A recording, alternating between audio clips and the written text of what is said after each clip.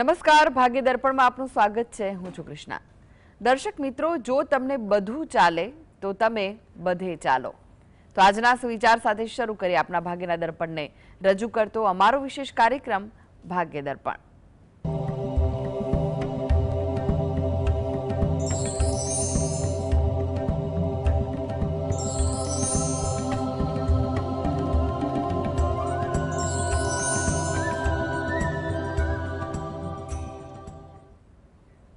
તો ભાગ્ય દર્પણમાં આપના પ્રશ્ન નિરાકરણ, રાશિફળ, પંચાંગ વિશે માહિતી અને માર્ગદર્શન આપવા માટે આપણી સાથે જોડાઈ ગયા છે જાણીતા જ્યોતિષાચાર્ય અને વાસ્તુશાસ્ત્રી હસીતભાઈ પાઠક. હસીતભાઈ, ભાગ્ય દર્પણમાં આપનું સ્વાગત છે. નમસ્કાર. નમસ્કાર. હસીતભાઈ, સૌ પહેલા વાત કરીએ આજના પંચાંગ વિશે. તો શું કહે છે આજનું પંચાંગ? હા, આજના દિવસની શુભ શરૂઆત કરીએ પંચાંગની જાણકારીથી. આજે વાર છે બુધવાર, વિક્રમ સંવત 2081 ચાલી રહ્યો છે. આજની તારીખ આવે છે 17 સપ્ટેમ્બર 2025, 17/9/25. આજની તિથિની વાત કરીએ. ભાદરવો મહિનો ચાલે છે, તેનો વદ પક્ષ એટલે કૃષ્ણ પક્ષ ચાલે છે. તિથિ છે અગિયારસ. આજે છે ભાદરવા વદ અગિયારસ. નક્ષત્ર પુષ્ય આવે છે. યોગ પરિઘ અને કર્ણ બવ આવે છે. આજની રાશિની વાત કરીએ. આજની રાશિ આવે છે કર્ક રાશિ, કે જેના નામાક્ષર છે ડ અને હ. એટલે આજે જો કોઈ બાળક જન્મે તો તેનું નામ કર્ક રાશિ પરથી પાડવું હિતાવહ રહેશે. ઉપરાંત ગ્રહ ગોચર અને મુહૂર્તની ગણતરી માટે પણ કર્ક રાશિને લક્ષમાં લેવાની રહેશે. દિન વિશેષની વાત કરીએ તો આજે છે એકાદશી, એટલે આજે ઇન્દિરા એકાદશી કહેવાય છે. ઇન્દિરા એ લક્ષ્મીજીનું બીજું નામ છે. એકાદશીનું શ્રાદ્ધ પણ આજે છે, એટલે જે પણ આપણા પિતૃઓ જે દિવંગત થયા હોય એકાદશીની તિથિએ તેનું શ્રાદ્ધ આજે કરવાનું હોય છે. ઉપરાંત આજે સંક્રાંતિ પુણ્યકાળ છે, કારણ કે ગઈ વહેલી સવારે એટલે મધ્યરાત્રિની આસપાસ સૂર્ય કન્યા રાશિમાં પ્રવેશ થયો છે. સૂર્ય સંક્રાંતિ થઈ છે, તો તેનો પુણ્યકાળ હોય છે. દરેક સમયે જ્યારે સૂર્ય રાશિ બદલે તો તેને સંક્રાંતિ કહેવામાં આવતી હોય છે. તો તે સમયે આજે પુણ્યકાળ બપોરે 12:33 સુધીનો છે. તે સમયે દાન કરવા, પુણ્ય કરવા તે શ્રેષ્ઠ મનાતા હોય છે. હસીતભાઈ, આજની વાસ્તુ ટીપ શું છે દર્શક મિત્રો માટે? હા, વાસ્તુ ટીપમાં આપણે વાત કરી રહ્યા છીએ અને તે છે વિશેષ છે, તે છે પિતૃઓ. શ્રાદ્ધ પક્ષ ચાલી રહ્યો છે, એટલે આપણે પિતૃઓ વિશે વાત કરી રહ્યા છીએ. વાસ્તુમાં જો વાત કરવામાં આવે તો પિતૃઓ માટેની દિશા એ નૈઋત્ય દિશા માનવામાં આવે છે. નૈઋત્ય દિશા જેટલી વ્યવસ્થિત હોય તેટલી પણ પિતૃઓની કૃપા છે. આ ઉપરાંત પાણીયારું જે આપણું હોય છે તેને પણ પિતૃઓનું સ્થાન માનવામાં આવ્યું છે. એટલે તમારામાં પરંપરા હોય તો આપ કરી શકો છો. દેખાદેખીથી કશું ન કરવું જોઈએ, કારણ કે ઘણીવાર એવું બને છે કે પરંપરાઓનું પાલન કરવા માટે પછી ખાલી ફોર્માલિટી થતી હોય છે.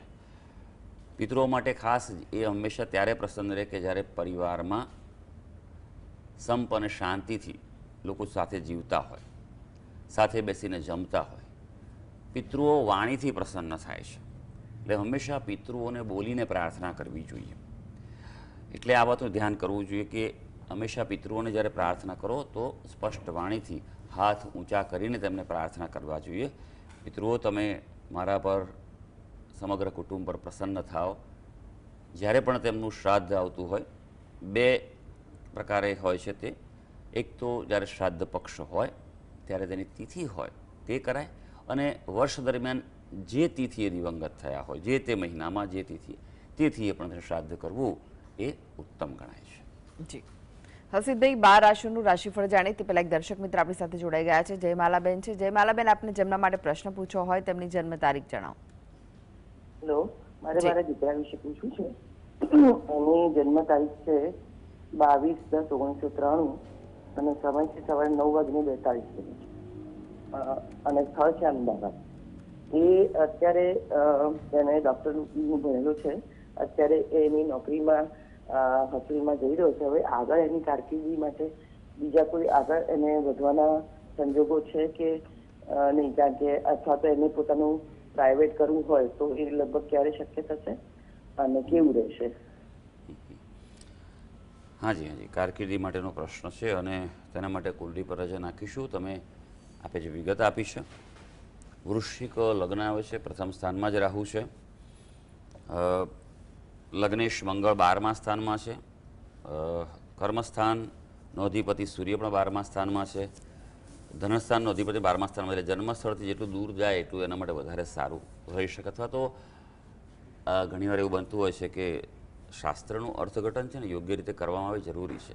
ઘણા કેસમાં મેં જોયું છે, ઘણા વ્યક્તિ એમ કે ભાઈ 12મા સ્થાનમાં ગ્રહ હોય એટલે કે વિદેશ જ જશે અથવા દૂર જ જશે, પણ ઘણા બધા કેસોમાં એવું નથી હોતું. વ્યક્તિ પોતાના જન્મસ્થળમાં જ હોય છે અને સફળ હોય છે.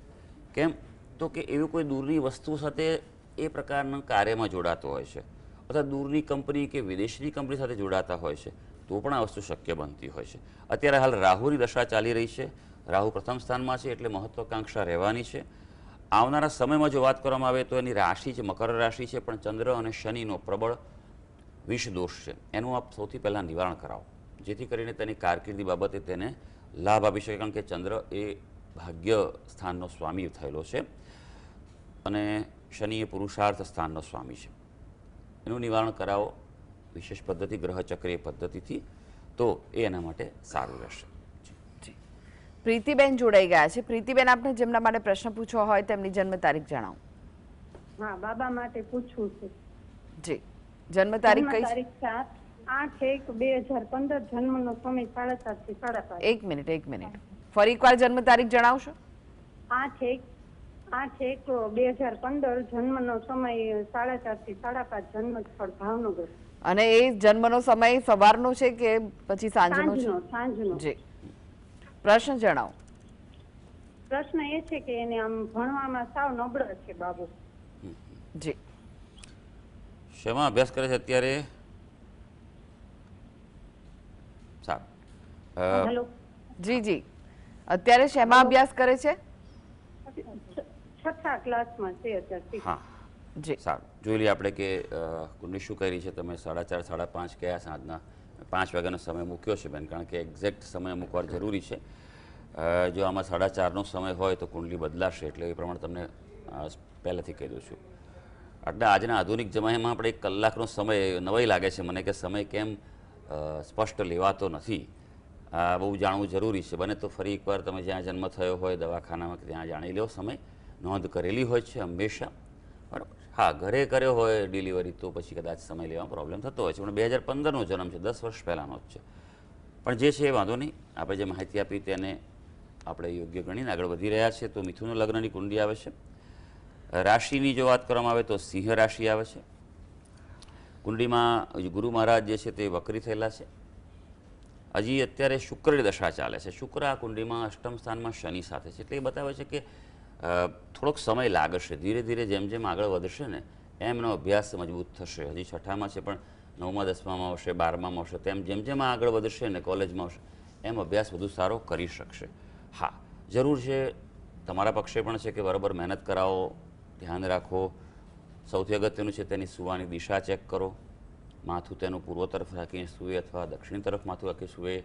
જ્યારે અભ્યાસ કરે ત્યારે એક વાત ખૂબ ધ્યાન રાખવાનું કે પથારી પર, બેડ પર બેસીને અભ્યાસ ના કરે. આજકાલ ખૂબ જોવા મળે છે કે બાળકો પથારીમાં બેસીને જ અભ્યાસ કરતા હોય, બેડ પર બેસીને અભ્યાસ કરતા હોય. એટલે મન એમનું છે તે ઉત્સાહી ન બને, કારણ કે આપણે સૂઈ જતા હોઈએ તો એની જે વાઇબ્રેશન્સ છે એ બધા આરામના, આળસના વાઇબ્રેશન હોય. એટલે આ બધું ખૂબ ધ્યાન રાખવાનું છે. બીજું કે ઘાટા રંગના કપડાં ન પહેરાવશો. બહુ ડાર્ક કલરના કપડાં વિદ્યાર્થીઓને નહીં પહેરવાનો. કાળા છે, નીલા રંગના છે, નેવી બ્લુ એ પ્રકારના, તો એનું પણ ધ્યાન રાખવાનું. બીજું કે એ જે રૂમમાં સૂતો હોય, અભ્યાસ કરતા હોય, તે રૂમમાં નિયમિત ગંગાજળનું છંટકાવ કરાવો. હવે એણે શું કરવાનું છે તેની વાત કરીએ. તમારા કુળદેવીને સૌથી પહેલાં પ્રાર્થના કરો. કુળદેવીની જેટલી કૃપા વધશે એટલું તમને એનો અભ્યાસ તેજસ્વીતા વધવાની છે. અને સૌથી અગત્યનું જે હું કાયમ કહું છું, પ્રત્યેક વિદ્યાર્થી માટે અનિવાર્ય છે સૂર્ય ભગવાનને દરરોજ જળ ચડાવે, ગાયત્રી મંત્રનો જપ કરે, સ્પષ્ટ રીતે જપ કરે. મેં ઘણીવાર જોયું છે, કોકને ત્યાં જવું ને કહું ને આવડે છે ગાયત્રી મંત્ર તો બોલે, તેઓ ફટાફટ બોલી જાય ને કે અસ્પષ્ટ છે. મંત્રનો ઉચ્ચાર હંમેશા એક વાતનું ધ્યાન રાખવાનું કે સ્પષ્ટ થવો જોઈએ અને જે રીતે થવો જોઈએ એ રીતે થવો જોઈએ. આજકાલ ઘણા ઘરે જઉં છું તો ગાયત્રી મંત્ર પેલા ભજનની જેમ વાગતો હોય છે. ગાયત્રી એ મંત્ર છે. દરેક મંત્ર હોય તેનો ઋષિ હોય, તેનો છંદ હોય, તેનો દેવતા હોય. છંદ એટલે કઈ રીતે એનું ઉચ્ચારણ કરવું ને તેનું એક વિજ્ઞાન છે, સ્વર વિજ્ઞાન, બરાબર. એ રીતે સમજીને કરવું જોઈએ. એટલે આ વાતનું ખૂબ ધ્યાન રાખશો તો ચોક્કસ તમારો દીકરો છે સારું ભણી શકશે. જી, મનોજભાઈ જોડાઈ ગયા છે. મનોજભાઈ, આપને જેમના માટે પ્રશ્ન પૂછવો હોય તેમની જન્મ તારીખ જણાવો. 26/11/1986. જન્મનો સમય? 1:50 AM. જી જન્મ અને અમદાવાદ. જી, પ્રશ્ન જણાવો, શું પૂછવું છે? સાહેબ, જય શ્રી કૃષ્ણ. હા, જય શ્રી કૃષ્ણ. એકચ્યુઅલી આજથી 3 વર્ષ પહેલા મેં તમને કન્સલ્ટ કર્યું હતું એક વખત કે મારે વિદેશ જવું કે નહીં, અને તમે કીધું કે તમે જઈ શકો છો. તો હું 3 વર્ષ ત્યાં કામ કરીને આવ્યો અને જસ્ટ હમણાં 15 દિવસ પહેલા જ આવ્યો છું. હવે મારો ફ્રેન્ડ એવું કહે છે કે ઓસ્ટ્રેલિયા માટે એમ કે તું અહીંયા આવી જા, અને તો શું એના માટે હું પ્રોસેસ કરી શકું છું? જોબ માટે જવાનું છે? હા જી, હા સર. સારું, જોઈ લઈએ કે સર એક બીજું ખાલી એક જ પ્રશ્ન એવો મારો કે મને ખાલી મારા શત્રુઓ ઉભા થઈ ગયા છે, ખાલી એનું મને નિવારણ આપો તો આપનું શું આપે? કારણ કે તમે જે કીધું એ પ્રમાણે હું 3 વર્ષ પહેલા ગયો હતો તો મને સફળતા મળી છે. હવે ખાલી મારે ઓસ્ટ્રેલિયા માટે ફાઇલ મૂકવી છે, પણ ખાલી એક જ મને એ થાય છે કે મારા શત્રુઓ બહુ ઉભા થાય છે. બસ એના માટે મને એક નિવારણ તમે આપો, એના માટે આપનો ખૂબ ખૂબ આભાર. કારણ કે તમારું કીધેલું દરેક વસ્તુ સાચી જ પડી ત્યાં સુધી એમ. એટલે સર એના માટે હું ઈશ્વરનો આભાર માનું છું. અમે તો માધ્યમ છીએ અને હું રોજ સવારે ઉઠ્યું ને જ્યારે મારી નિત્ય પૂજા હોય ત્યારે ઈશ્વરને એ જ પ્રાર્થના કરું છું કે તારે જેનું સારું કરવું હોય ને એની જોડે તું વાત કરાવજે અથવા એને મોકલજે મારી પાસે. કરનાર એ છે. હા, પણ અમે અમારી શુદ્ધતા, સાત્વિકતા રાખી અને આ શાસ્ત્રનો સદુપયોગ કરતા એ છે. આનંદ થાય છે કે આપ સૌના કાર્યો થાય છે આ ભાગ્ય દર્પણ કાર્યક્રમના માધ્યમથી. કુંડલી પર નજર નાખીશું આપણે. સિંહ લગ્ન અને સિંહ રાશિ આવે છે. વિદેશ યોગ તમારો પ્રબળ થઈ રહ્યો છે, એટલે ચોક્કસ તમે ઓસ્ટ્રેલિયા માટે પ્રયત્ન કરી શકો. આમ તો 18 ઓક્ટોબરથી ડિસેમ્બરનું ફર્સ્ટ વીક છે, એમાં એક ખૂબ સારો યોગ છે. નહીં તો પછી 2026ના મે મહિના પછી તો 1 વર્ષ માટેનો પ્રોપર યોગ બની રહ્યો છે. એટલે પ્લાન કરવો તો કરી શકાશે, એ બાબતે બહુ સ્પષ્ટ છે. એટલે વિશેષ કોઈ ચિંતા કરવાની જરૂર છે નહીં. રાહુ તમારો 8મા સ્થાનમાં છે, એટલે એ છે ને ક્યારેક પીડા આપતો હોય છે. ગૂઢ પીડા આપે, તમને ખબર પણ ના પડે અને અચાનક કોઈ પીડા આવી જાય, તકલીફ આવી જાય, અથવા અચાનક કોઈ કાણસર આવી જાય તેવું બની શકે. એટલે રાહુની આપ શાંતિ કરાવો, એક પ્રકારનો પિતૃદોષ ગણાય 8મ સ્થાનમાં. એનું એક જો શક્ય હોય તો વિદ્વાન પાસેથી માર્ગદર્શન લઈ અને વિશેષ પદ્ધતિ, ગ્રહચક્રીય પદ્ધતિથી આપ નિવારણ કરાવો, આપણા માટે ખૂબ સારું રહેશે. અને આપણી કુંડલી પ્રમાણે જો વાત કરવામાં આવે કે તમારા શત્રુઓ બાબતે જે વાત કરી હતી, તો શત્રુ બાબતે આપ હનુમાન ચાલીસાનો પાઠ કરો, ખૂબ ઉત્તમ છે. હા, સવાર સાંજ કરો. શનિવારે તમારે હનુમાનજી મંદિરે પણ જાઓ, કારણ કે હજી સિંહ રાશિ છે તેને નાની પનોતી પણ ચાલી રહી છે. શનિવારે સાંજના સમયે હનુમાનજીના મંદિરે જઈ બની શકે તો એવા જગ્યાએ જાઓ કે જ્યાં જાતે ચડાવી શકો. તેલ અને સિંદૂર ભેગું કરી અને એમના ડાબા પગ પર ચડાવો. ત્યારબાદ પ્રાર્થના કરી હનુમાન ચાલીસાનો પાઠ કરો કે ભાઈ આ સર્વશત્રુ પીડા છે દૂર થાય, રક્ષા કરો અને મારી પ્રગતિ થાય.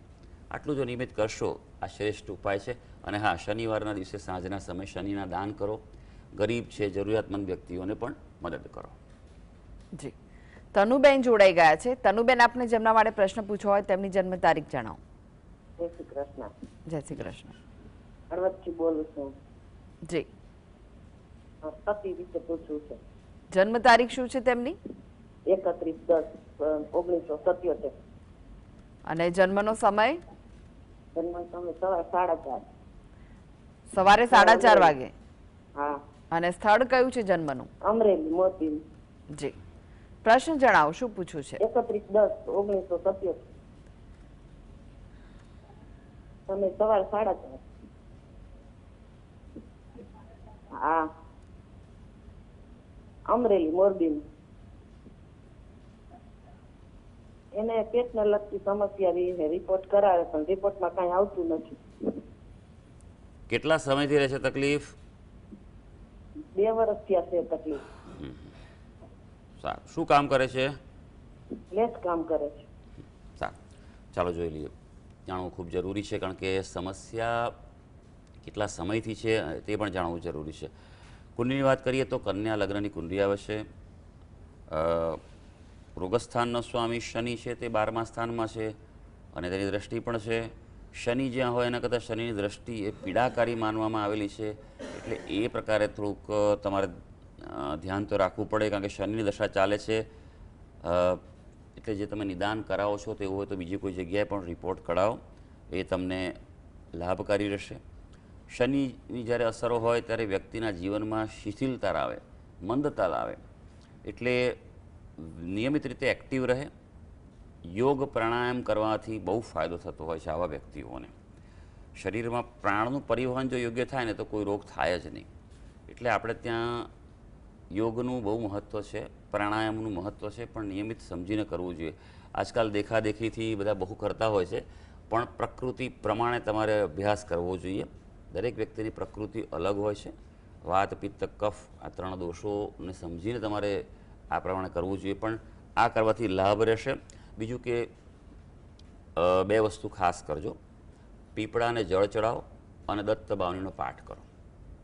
રોજ થાય પીપળાને જળ ચડાવો તો ઉત્તમ છે. સવાર સાંજ દત્ત બાવનીનો પાઠ કરશો, આટલું નિયમિત ચાલુ કરશો તો આ જે તકલીફ છે તે દૂર થશે. જી હર્ષિતભાઈ, હવે રાશિફળની વાત કરીએ. રાશિમંડળની પ્રથમ 3 રાશિ મેષ, વૃષભ, મિથુન રાશિના જાતકોનો આજનો દિવસ કેવો રહેશે? હા, શરૂ કરીએ આજના દિવસનું રાશિ ભવિષ્ય. સૌથી પહેલી રાશિ આવે છે મેષ રાશિ, જેના નામાક્ષર છે અ, લ અને ઈ. એ વાત કરીએ આજે તો રચનાત્મક ક્રિએટિવ કાર્યો તમારા સફળ થવાના છે. પોતાનો વેપાર હશે, રોજગાર હશે તો તમને સુખ પ્રાપ્ત થાય એવું છે, પણ ક્યાંક આવક કરતાં વધુ ખર્ચ થાય તો તમારું મનોબળ ઘટે, માટે બજેટ પ્લાનિંગ કરવું જરૂરી છે. હવે વાત કરીશું વૃષભ રાશિની, જેના નામાક્ષર છે બ અને ઉ. સંપત્તિના કાર્યો, પ્રોપર્ટીના, ઘર મકાનના કાર્યોથી લાભ થાય તેવું છે. શત્રુઓનો પરાજય થાય તેવો દિવસ છે, એટલે લડવા નથી જવાનું, પણ તમારી વિરુદ્ધમાં જો એક્ટિવ થયા હશે તો એમના હાથ આજે હેઠા પડી શકે. રોજગાર મેળવવાનો પ્રયત્ન સારા થાય, બેકારી દૂર થાય તેવું આજે બની શકે. હવે મિથુન રાશિ, જેના નામાક્ષર છે ક, છ અને ઘ. સરકારી કોઈ અવરોધ ચાલતા હશે, નડતર હશે તો આજે દૂર થાય, અને એ બાબતે આજે કોઈ પ્રોસેસ ફોલોઅપ કરો તો કરી શકો છો. આજે પ્રેમ પ્રસંગમાં સુસંગતતા છે, તમારા પ્રિય પાત્ર સાથે તમે અભિવ્યક્તિ કરી શકો છો. વ્યાપાર જો ચાલતો હશે તો કોઈ નાની મોટી ચિંતા આજે થઈ શકશે. જી હવે વાત કરીએ કર્ક, સિંહ, કન્યા રાશિના જાતકોની, તેમનો આજનો દિવસ કેવો રહેશે? કર્ક રાશિની વાત કરીએ, જેના નામાક્ષર છે ડ અને હ. થોડુંક વાહન અને મશીનરીના ઉપયોગમાં સાવધાની રાખજો. સાવચેતી આજના દિવસે કરશો તો દિવસ સારો જશે. પોતાનું કામ કરતાં સીધી લીટે ચાલવાનું છે, વિવાદને પ્રોત્સાહન નથી આપવાનું, અને આજે વ્યવસ્થિત રહેવાનું છે. એટલા વ્યવસ્થિત પ્લાનિંગથી કામ કરશો, દિવસમાં લાભ છે, નહીં તો અવ્યવસ્થા તમને નુકસાન આપી શકે. હવે સિંહ રાશિ, જેના નામાક્ષર છે મ અને ટ. સરકારી તકલીફો દૂર થાય એવું બની શકે. આજે મન તમારું આજે પૂજા પાઠમાં કે ધાર્મિકતામાં વ્યસ્ત રહેશે. વેપારમાં કોઈ દંડ થાય તેવું બની શકે એવું છે, એટલે એ પ્રમાણે થોડુંક ધ્યાન રાખવું પડશે. કન્યા રાશિ, કન્યા રાશિના જાતકો માટે વાત કરીએ તો યોજના ફળદાયી છે. તમારું પ્લાનિંગ એ ખૂબ અગત્યનું છે. કોઈ તમારે આજે પ્લાનિંગ કરવું હોય, ઓફર કરવાની હોય, કોઈ પ્રોજેક્ટ બનાવવાનો હોય, સબમિશન કંઈક કરવાનું હોય, મિટિંગ કરવાની હોય તો દિવસ તમારા માટે સારો જઈ રહ્યો છે. હા, નવા કરાર થઈ શકે એવું છે, એટલે જેટલી મહેનત કરશો, પ્રયત્ન કરશો, એટલી આજે તમને ખુશી મળવાની છે. જી હવે વાત કરીએ તુલા, વૃશ્ચિક, ધનુ રાશિના જાતકોની, તેમનો આજનો દિવસ કેવો રહેશે? તુલા રાશિની વાત કરીએ, જેના નામાક્ષર છે ર અને ત. આજે ઉઘરાણીની રકમ પ્રાપ્ત થાય, એટલે ક્યાંકથી જો પૈસા લેવાના હોય તો ફોલોઅપ ચોક્કસ કરી લેજો, અને જે પ્રોસેસ કરવાનો કરી શકો છો. ઉપરાંત ક્યાંક તમારે લોન લેવાની હોય કે કંઈક એવો ઉપાડ કરવાનો હોય તો પણ એના માટે આજે અનુકૂળતા દેખાઈ રહી છે. વેપાર જો તમારો પોતાનો છે તો વૃદ્ધિ થવાની સંભાવના છે, અને ખાસ ધંધાકીય યાત્રા એટલે કામકાજ માટે જો બહાર જશો, યાત્રા પ્રવાસ, તો તે સફળ થઈ શકશે. હવે વાત કરીશું વૃશ્ચિક રાશિની, જેના નામાક્ષર છે ન અને ય. શારીરિક તકલીફ શક્ય છે, એટલે થોડુંક એમ કહેવાય ને કે ગજા બહારનું કામ ન કરતા, નહીં તો પછી આરોગ્યના ભોગે બીજા બધું કામ કરવા જશો પણ પછી આરોગ્ય ડિસ્ટર્બ થશે. આજે બીજા ઉપર વિશ્વાસ કરવાનો નથી, અને અગત્યની વસ્તુઓ સુરક્ષિત રાખવાની સલાહ છે. ધનુ રાશિ, જેના નામાક્ષર છે ભ, ધ, ફ અને ઢ. આજે વડીલોનો અભિપ્રાય, અનુભવીઓનો અભિપ્રાય તમારા માટે અસરકારક સાબિત થાય તેવું છે. પ્રેમ માટે દિવસ સાનુકૂળ રહેવાનો છે, એટલે સંબંધો તમારા મધુર થશે. અને હા, થોડોક પણ પ્રયાસ કરશો તો તો પૈસા કમાવાની તક મળશે, પણ હા, પ્રયાસ કરવાનો છે. જી, હવે વાત કરીએ અંતિમ 3 રાશિ મકર, કુંભ, મીન રાશિના જાતકોની. તેમનો આજનો દિવસ કેવો રહેશે? મકર રાશિની વાત કરીએ, જેના નામાક્ષર છે ખ અને જ.